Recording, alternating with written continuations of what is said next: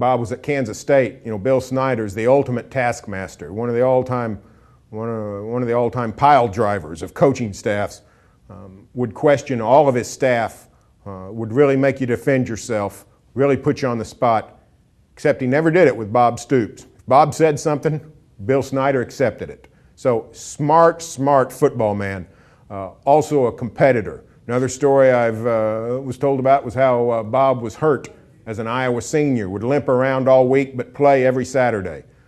So he's a sharp competitor. But the most important thing to me in terms of Bob Stoops' success has been his leadership qualities. I think he's a fantastic leader. I think he inspires dedication and commitment and drive in his staff. I think they love working for him. I think they work well together. I think a lot of people, media included, could learn a lot from Bob Stoops' leadership qualities.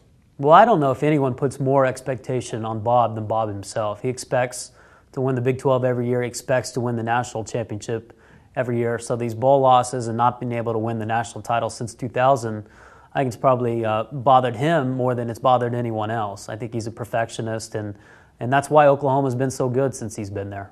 This is a staff that all has a lot of young kids.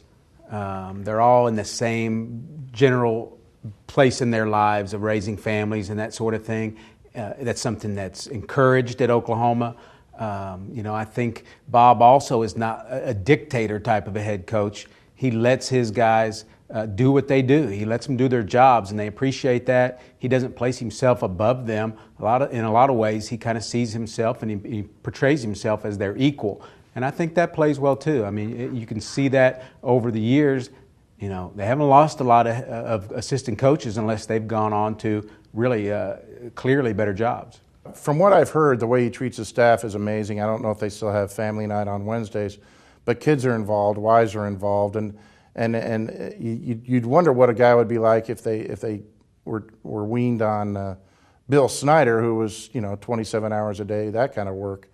But I hear that's a big part of it. For a staff that's been that successful, there's been a remarkable consistency there. There hasn't been a lot of defections, and those who have left have gotten head jobs. So I think it's amazing that his staff has stayed intact as long as it has.